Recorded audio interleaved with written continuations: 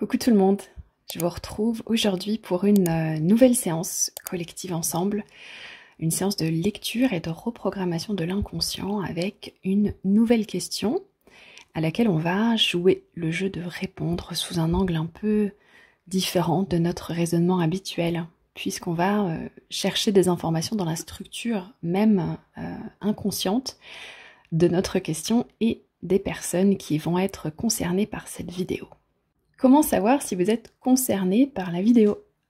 Simplement, si vous m'écoutez maintenant, parce que ça veut dire que vous avez été appelé par le titre de la question et de la miniature de la vidéo, et donc vous êtes arrivé ici et vous êtes concerné, et vous allez sûrement trouver des pistes pendant cette vidéo. Alors évidemment, c'est une lecture collective, donc je vous laisse le soin de faire votre propre digestion personnelle de tout ce que je vais verbaliser ici et proposer. Et je vous remercie aussi infiniment pour toutes vos réactions et vos commentaires sur la vidéo précédente. Merci beaucoup. Alors, tout ceci étant dit, on est parti. Alors, notre question aujourd'hui est: comment retrouver mon énergie? Comment retrouver mon énergie? Comme d'habitude, je prends le temps de répéter la question pour qu'elle descende, qu'elle imbibe toutes mes cellules avant même que j'essaye d'y répondre. Je ressens la question. Comment retrouver mon énergie? Comment retrouver mon énergie? Ok, et je commence la lecture de la structure collective que je connecte. Alors, comment je me sens? Je me sens vide, vidée, à côté de la vie, comme si la vie passait à côté de moi, comme si la vie était en dehors de moi, mais pas en dedans, plus en dedans, comme si j'étais plus capable de me faire traverser par la vie, de la contenir à l'intérieur de moi, fraîche, vivante, comme si la vie passait à côté de moi sans me voir, ou alors comme si elle me traversait mais sans me nourrir, sans rester, sans s'accrocher à mes cellules. Ouais, je me sens isolée de la vie, déconnectée. J'attends que la vie s'installe à nouveau, le à nouveau qui monte en moi, à l'intérieur de moi, m'habite, me donne vie, mais il n'y a rien qui arrive, il n'y a rien qui change, il n'y a rien qui s'installe. Et moi, je me retrouve à attendre que ça se fasse. L'attente est longue. Je sais bien que j'ai l'air passif aux yeux des autres. Je veux pas l'être. Je suis quelqu'un qui veut avancer, vraiment. Mais je vois pas bien comment essayer. Parce que comment est-ce qu'on essaye de vivre, de ressentir de la vie, d'être vivant? Comment est-ce qu'on crée la vie? Comment est-ce qu'on ressent la vie quand elle n'est pas là? Comment est-ce qu'on force la vie quand elle n'est pas là? Et est-ce que c'est juste de forcer? Parce que c'est ce que j'ai l'impression de faire. J'ai l'impression de forcer. Et pour des choses qui ont l'air si simples pour d'autres personnes. Mais pas pour moi. Et pour avancer, pour faire ces choses, il faut bien de l'énergie, de la vie. Et je peux quand même pas forcer comme ça constamment. J'ai pas envie de vivre ma vie en forçant comme ça constamment. Je voudrais sentir la vie. Mais quand on se sent sans vie, et qu'on est là, comment est-ce qu'on peut vraiment vivre en fait? Alors je cherche quelque chose qui me manque. J'en suis venue à la conclusion qu'il y a quelque chose qui doit me manquer, puisque il doit bien y avoir quelque chose qui explique que pour moi ça se fait pas, ça, que ça se fait pour les autres. Alors ma quête, pour l'instant, ça a été de chercher à l'intérieur quelque chose qui va pas, et à l'extérieur quelque chose qui pourrait résoudre ce qui va pas à l'intérieur de moi. Ce que je ressens profondément, c'est que j'ai beau chercher, tout ce que je trouve ne semble pas s'adapter à moi. Ça colle pas. Finalement, j'ai l'impression presque de pas être choisie par la vie, comme si elle m'évitait. Comme s'il y a quelque chose qui m'échappe. Il y a quelque chose qui m'échappe. Alors vous sentez quand je dis ça, il y a quelque chose qui clique. C'est comme si ça s'emboîtait, comme si je passais un palier dans la lecture, s'il y avait un chemin par là. Ok, alors d'abord on va prendre une profonde respiration pour permettre au corps de travailler avec nous, de prendre en charge ce qui émerge là. Simplement une profonde respiration. Ok, donc ça c'est notre lecture de base. Le point où on en est. Maintenant je vais récupérer tout ça, le collectif là que je connecte, et je vais le regrouper dans un tu, pour regrouper tout ça en un individu et que je puisse m'adresser à toi, permettre au collectif de s'incarner plus facilement et de créer un dialogue. Alors, donc la lecture de base de ta structure avec ce chemin qui se montre un peu timidement quand je dis la phrase « il y a quelque chose qui m'échappe ». Il y a quelque chose qui m'échappe, c'est comme si tout ça, ça résonne quand je le dis. Alors c'est une sensation qui est très particulière, pleine de sens, donc je vais m'en rapprocher pour la rencontrer, pour avoir plus d'infos sur ce qui se passe. Ok, donc là ça commence à me montrer des images en métaphore, comme ça fait souvent, comme si ça met plus de sens quand j'ai une image devant moi. Ok, donc je connecte à l'image, donc c'est une métaphore, ça m'amène vraiment sur la métaphore de l'eau, quelque chose qui t'échappe, donc au sens figuré comme littéral en fait. Et là, l'image, c'est comme si il y a de l'eau que tu essayes d'attraper, tu sais, au creux de tes mains, dans tes paumes, et sans trop réussir, comme si l'eau s'échappait. Donc c'est cette sensation-là, que ça fuit, ça s'enfuit, ça s'échappe, ça t'échappe, ça se répand, en fait, en dehors de toi. Et comme si toi, tu ressentais une soif, en fait, sur quelque chose d'aussi fondamental pour vivre que de boire de l'eau. Donc t'essayes encore et encore de prendre l'eau avec tes mains, comme ça, et d'essayer de boire. Et t'essayes plus, t'essayes plein de choses pour pouvoir réussir à boire, en fait, à t'hydrater. Et la sensation, c'est j'arrive à avoir que quelques gouttes, en fait. La sensation, c'est, avec des mots, c'est effort démesuré pour si peu de résultats. Et des mots émotionnels qui montent, c'est fatigue, lassitude, frustration, désespoir, incompréhension. Ok. Ok, donc là il y a une charge émotionnelle. Pareil, on prend un moment de respiration pour laisser le corps prendre en charge un peu.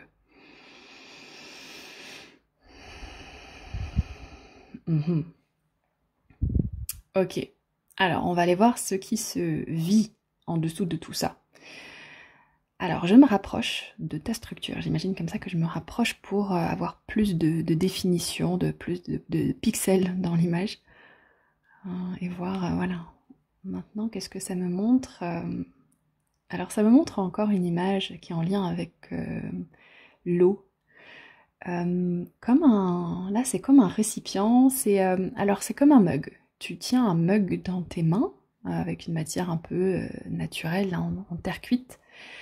Et ça me montre que tu tiens ce mug-là, et ce mug, je vois qu'il a été cassé.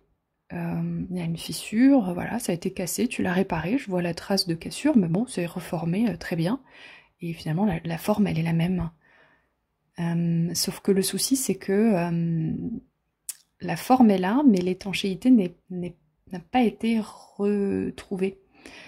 Donc, quand tu mets une boisson dedans, pareil pour boire, ça fuit. Comme s'il y avait des micro-trous au niveau de la cassure, là, qui n'ont pas pu être réparés parce que c'est tout petit et que l'eau, ça se glisse partout. C'est tellement subtil et délicat. Et donc, voilà, cette sensation de ça marche plus, en fait. Même si la forme est là, a priori, on a fait tout ce qu'on a pu, la forme est là, mais la fonction n'est pas remplie. Alors là, ce qui est intéressant, c'est qu'on commence à arriver sur une idée un peu de qu'est-ce qui amène la situation là où elle est. Donc, il y a l'idée de cassure. Ok, donc là, avec tout ce que ça peut évoquer pour toi, il y a une cassure à un moment donné dans ta vie, comme origine cette fuite maintenant en fait. Quelque chose qui te donne une sensation de cassure. Alors voilà, là pour chacun ça peut emmener dans plein d'endroits. Je continue avec le collectif en laissant cet espace. Peut-être que voilà, pour toi ça va évoquer des choses. Il n'y a pas forcément besoin de détails ou de trop d'histoire avec, on se concentre sur la sensation dans le présent. Et là et maintenant de toi, je sens comme... en fait, ça dit, j'ai pas pu réparer, en fait. Malgré tous mes efforts, je peux pas faire mieux que ça. Je vois pas quoi faire d'autre, parce que ce niveau-là, super subtil, profond, moi j'y ai pas accès, en fait. Je peux pas faire mieux que ça. Ok. Alors, qu'est-ce qui se joue derrière cette image? Alors, ça raconte, ça me montre finalement la sensation que tu as d'être plus rafistolé que réellement réparé. Tu vois qu'il y a une différence entre rafistoler, rapiécer et réparer, reconstituer. Puisque la réparation vraiment profonde, elle n'est pas de ton ressort. C'est comme s'il y a quelque chose d'autre en fait qui doit agir pour vraiment réparer. Et donc que dans l'apparence, pour toi, ça va mieux, c'est censé aller mieux. Plein de choses dans ce qui est visible, dans ce que les autres voient de toi et dans toi, ce qui est assez évident dans ta vie, à un niveau assez dézoomé, ça va mieux. Mais en profondeur, il y a toujours la présence de cette cassure qui est là et de ses conséquences. Ok. Comme si cette cassure, dans ta structure, ça dit, elle a été tellement grande, tellement profonde, qu'elle laisse une trace en profondeur qui me semble irréparable. Donc je continue et puis je rafistole et je continue en me disant il faut bien que ça suffise. Sauf que là je suis mise face au fait que en fait non, c'était peut-être pas suffisant, mais que faire? Okay, donc là j'ai aussi la partie un peu mentale de ta structure qui me dit oui, que faire, que veux-tu que je fasse si j'ai rien pu faire? Ok, on continue, on se laisse guider.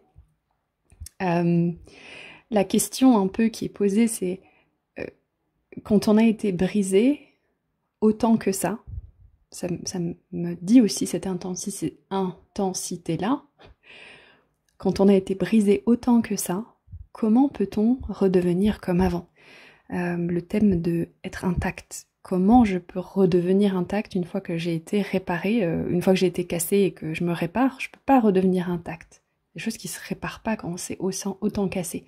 De la même manière qu'un mug peut être réparé aussi bien que possible, il sera jamais intact, il y aura toujours la fissure. Ok, donc là c'est ça que ça me dit dans ta perception. Alors pendant que je dis ça, se précise et ça change de forme, ça me montre maintenant le niveau des cellules du corps, des fibres en fait, comment on dit, les fibres musculaires, les fibres cellulaires, je sais pas comment on dit, mais voilà, un niveau organique de ton corps. Ça fait comme un gros zoom sur un endroit, une fibre qui a été endommagée, déchirée, qui s'est séparée en deux, coupée, et ça me montre le moment de l'attente de cette réparation. Comme si toi, à ton niveau, t'as mis les deux morceaux, tu les as rapprochés, t'as fait, tu sais, une suture, si on reste sur l'image un peu médicale, il y a une suture, mais ensuite, qu'est-ce qu'on fait au niveau médical? On attend que le corps fasse son travail, cicatrise. La suture, elle est juste à notre niveau humain, d'acte artificiel, et ensuite il faut qu'il y ait l'acte de la vie qui fasse la cicatrisation. Donc le nœud est là, j'attends la cicatrisation, elle ne se fait pas. Et donc la question qui est posée dans ta structure, un peu de c'est pas possible, et une vraie question un peu profonde, fondamentale, c'est quoi qui déclenche cette reconstitution? Ouais, reconstitution, c'est vraiment le mot-clé pour ta structure qui résonne, c'est ce qui est cherché. Et avec un programme qui est comme maintenu en suspens, qui est donc un programme personnel, tant que je suis pas reconstituée, je peux pas retrouver mon énergie, je peux pas retrouver la vie, puisque je peux plus contenir, je ne suis plus complet, je ne suis plus, voilà, il y a toute cette image qui va avec, la vie ne peut plus être contenue à l'intérieur de moi puisque je suis ouvert. Je dois être d'abord reconstituée avant de... Et j'attends que cette guérison arrive et il y a ce point en suspens qui est là. Quand est-ce qu'elle arrive, elle n'arrive pas. Ok, donc là, on nous amène très clairement vers le thème de la guérison pour toi aujourd'hui. La guérison. Alors, le sentiment d'impuissance, il vient de là, ok? C'est logique. Je suis pas, moi, capable de déclencher une cicatrisation, une guérison. Il faut qu'elle se fasse, et pour moi, elle se fait pas. Qu'est-ce qui va pas chez moi? Donc, il y a toute la remise en question, super délicate, elle vient de là. Ouais, ok. Allez, une autre respiration pour laisser passer les charges émotionnelles dans le corps.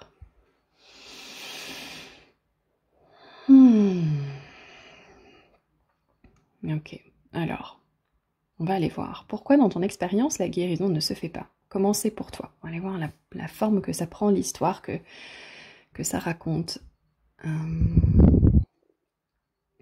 Pourquoi la guérison, la reconstitution ne se fait pas?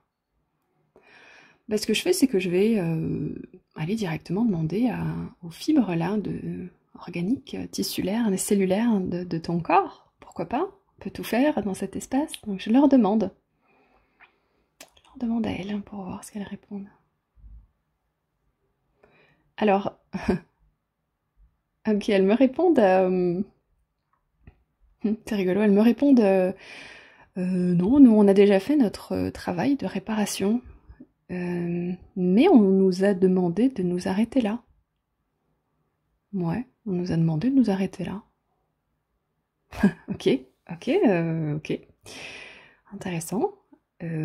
Alors, bah, je vais retourner voir ta structure. Puis je vais lui dire, bah, t'as entendu ce que disent les cellules là, les tissus pourquoi toi tu crois que la réparation s'arrête là alors? Ok.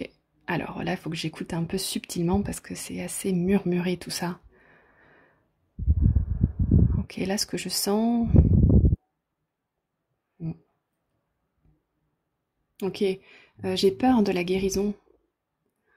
J'ai pas... Si on continue, là, ce processus, il faudrait que je fasse confiance totalement au processus. Mais je fais pas confiance totalement au processus, donc je le fais qu'en partie. Ok? Pas complètement confiance dans le processus de guérison. Ok, pourquoi? J'ai peur de perdre mon identité.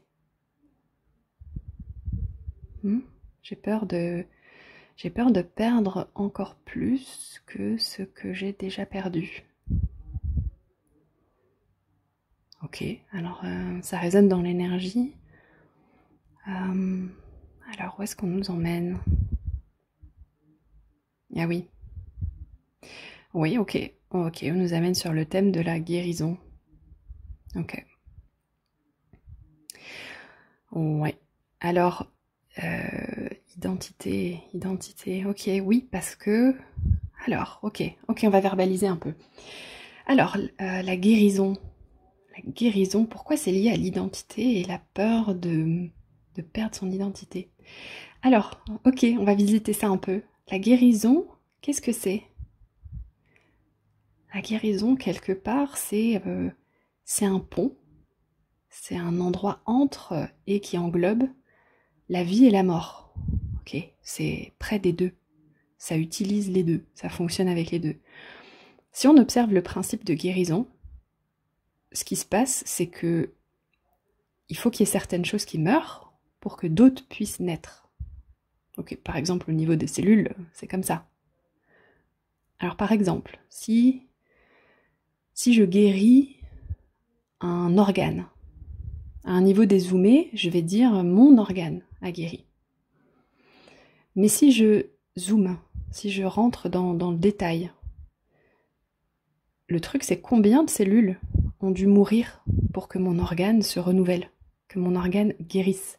Et pour que, donc au niveau zoomé, plein d'autres nouvelles cellules saines, entre guillemets, puissent vivre. Combien de cellules ont dû mourir pour faire la place? Ok, vous sentez, on s'approche là. Quand je dis « j'ai guéri », en fait la question c'est qui dit « je », qui a guéri en fait? régénérer finalement, c'est changer. C'est changer, ça peut pas fonctionner sans le changement.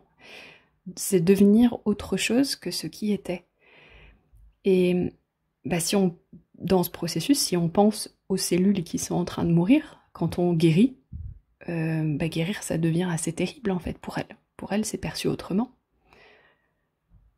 C'est carrément une extinction en fait de toute une population au profit d'une nouvelle qui du coup, selon le point de vue où on se place, est du nouveau, de l'inconnu, du changement, du c'est quoi tout ça, vous vous rendez compte, tous d'un seul coup j'ai plein de cellules nouvelles, mais c'est moi ou c'est pas moi? Donc si je me place dans le passé en pensant au futur, c'est du nouveau et c'est de l'inconnu. Ok. Donc pour vivre une guérison, on doit quelque part accepter un processus de lâcher prise de ce qui était avant, pour se permettre de devenir quelqu'un de différent après la guérison. Autrement dit, celui ou celle qui a guéri n'est plus le même identité, n'est plus le même que celui qui était cassé, blessé, malade, etc. avant la guérison. Ok, là, c'est ça que ça vient chercher. Une autre image qui émerge pour transmettre ça, typiquement le deuil. Lorsque je souffre infiniment de la perte d'un être cher, j'ai l'impression que je m'en remettrai jamais. Ok, j'ai l'impression que je m'en remettrai jamais. C'est pour ça que c'est aussi dur. En traversant cette épreuve, je vais à un moment donné je vais à un moment donné m'abandonner éventuellement à la souffrance qu'est cette perte pour moi. Je vais la vivre. Et au passage, dans cette transformation-là, il y a des parts de moi qui meurent. Il y a des parts de moi qui meurent. Quelles parts? Les parts de moi dont l'existence reposait sur l'existence de l'autre. Les parts de moi dont l'existence reposait sur l'existence de l'autre. Et en mourant, elles transmettent leur énergie à des nouvelles parts en moi. Des parts dont l'existence repose maintenant sur la mémoire de l'autre. Des parts dont l'existence repose maintenant sur la mémoire de l'autre. Ces parts, elles vont transformer mon identité, la remodeler, et à un moment donné, je vais me restabiliser dans une nouvelle identité. Okay, c'est très subtil tout ça, mais on met des mots dessus. À un moment donné, mon identité même s'est redéfinie. Donc quelque part, quand j'avais l'impression que je m'en remettrais jamais de cette perte de l'être cher, quelque part j'avais raison. J'avais raison parce que je suis plus le même ou la même après le deuil d'un être cher, après une perte qu'avant. Ok, donc ça c'est une image en fait qui est assez simple et accessible à comprendre, mais en fait ça on le vit soi-même constamment, et dans le principe même de régénération, tout ça c'est inclus à l'intérieur. C'est-à-dire qu'une mort, dans la régénération, en soi, je vis une mort et une renaissance. C'est inclus dans le processus de régénération. Donc je ne peux pas mettre de côté l'aspect mort-perte et avoir simplement la renaissance. C'est juste pas possible. C'est tout un cycle qui me dépasse. Ok ? Alors, dans ta structure, il y a quelque chose qui se remet à jour avec tout ça. Parce qu'il y a une part de toi qui sait que la guérison, la régénération, ça demande nécessairement de faire un deuil aussi. De faire un deuil de certaines parts de soi, de la façon dont on se voit, de choses d'avant qui ne sont plus. De s'abandonner, de lâcher prise à la vie, totalement, pleinement. Sinon, c'est fait qu'à moitié. Donc là, c'est l'image des cellules qui se guérissent qu'à moitié. Et en fait, sentir la vie pour toi, c'est sentir ce processus qui s'est complété. Et dans cet abandon, cette acceptation de laisser ton identité même se redéfinir, alors il y a un mouvement de vie qui peut se faire, qui est comme permis. Ok, on va loin aujourd'hui avec cette question. Ok, alors si on boucle la boucle, une petite respiration. Donc, Si je demande à la vie de revenir en moi, je demande à la vie de venir me guérir, me régénérer, m'habiter, me nourrir, me traverser. Alors pour ça, je dois passer par un lâcher-prise de la façon dont la vie s'y prend, dont moi je pense qu'elle devrait s'y prendre, ok? Il y a une différence, c'est la vie fait ce qu'elle fait. Et moi je lâche prise à ça. La guérison, il y a quelque chose qui se situe là. Je dois lâcher prise de ce à quoi je m'attache encore, parce que toutes les parts de moi vont peut-être pas guérir, certaines vont partir. Ouais, donc accepter une forme de perte de certains aspects, pour que moi, dans ma sensation de moi, je puisse avancer et guérir, et vivre la guérison. Je dois accepter que la vie me traverse sans essayer de la contrôler. Ouais. Accepter que la prochaine étape de ma vie, de moi-même, prendra peut-être et sûrement une forme que j'attends pas. Et que j'ai pas intérêt, moi, à essayer de définir à tout prix ce que ça va être. J'ai pas intérêt à me forcer, on revient sur l'idée de forcer, à être d'une manière, mais plutôt à être dans une forme d'abandon et de simplement devenir ce que je suis en train de devenir, me laisser devenir ce que je suis en train de devenir au rythme que ça prend. Avec une patience confiante, parce que je sais que la vie est à l'œuvre en moi, quelle que soit la phase de son cycle. Ouais. Et quel que soit le tri qu'elle fait quelque part, de ce qui reste et de ce qui s'en va. Oui. Ok. Ok. Si on accompagnait tout ça d'une libération de quelques croyances pour faciliter ce processus, quelques croyances racines qui se sont comme accrochées à tout ça. Alors, ok, on s'installe comme à l'intérieur de notre corps, ancré. On va imaginer qu'on a des racines qui nous relient au centre de la Terre et qu'au sommet de notre crâne, on a comme quelque chose qui s'ouvre et qui nous relie au centre de l'univers. Et que dans cette connexion-là, on est comme au centre de nous, au centre de toutes nos cellules, comme si toutes nos cellules pouvaient nous entendre maintenant. Et à cet endroit-là, je vais commander la libération à tous les niveaux de croyances, des croyances qui suivent. Les croyances que vous voulez libérer, vous pouvez simplement dire oui ou je libère, comme vous voulez. Moi, je verbalise celles qui émergent de ma perception de ce qui émerge pour moi. Alors, je vais repasser à vous, mais j'alterne entre le tu et le vous. Alors, la libération à tous les niveaux de croyances, des croyances qui suivent. La croyance, la guérison est trop difficile pour moi. Oui, je libère. La guérison, la croyance, la guérison, c'est pour les autres. Oui, je libère. La croyance, certaines choses sont inguérissables, irréparables. Je libère. La croyance, mes blessures, mes souffrances définissent qui je suis. Oui, je libère. La croyance, la mort me fait peur.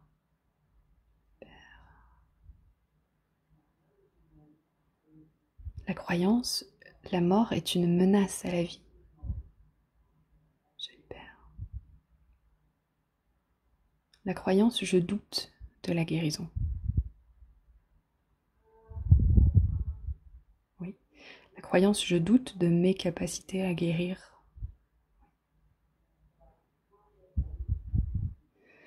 La croyance, je doute de mes capacités à vivre. Oui, je libère. La croyance, je doute de la vie. Je libère. La croyance, je doute de qui je suis, de ce que je suis. Oui, je libère. Ok, et on va acter cette libération simplement en disant maintenant, merci. C'est fait, c'est fait, c'est fait. Montre-moi. Et on crée simplement un espace vide où le changement peut se produire à son rythme, de la façon la plus juste pour vous, pour toi.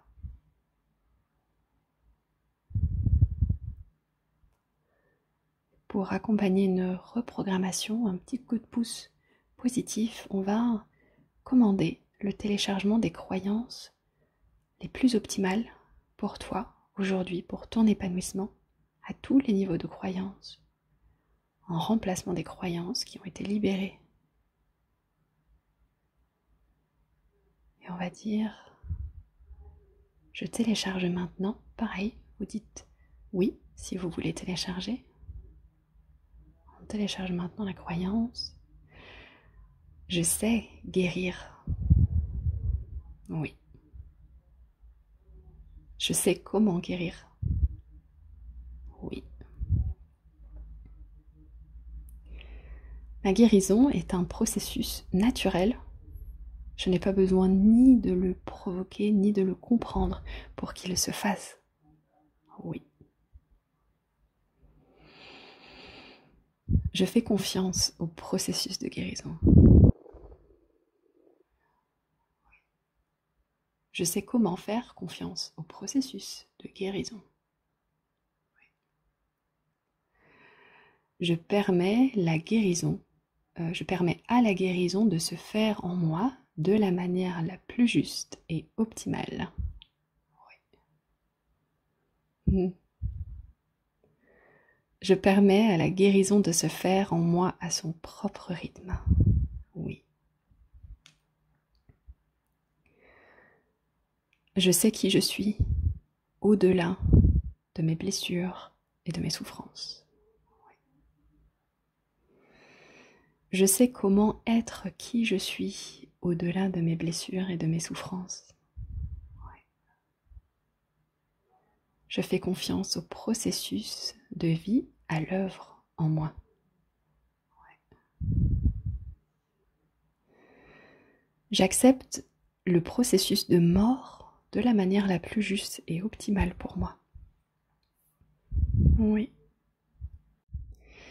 Je sais vivre. Oui. Je sais vivre.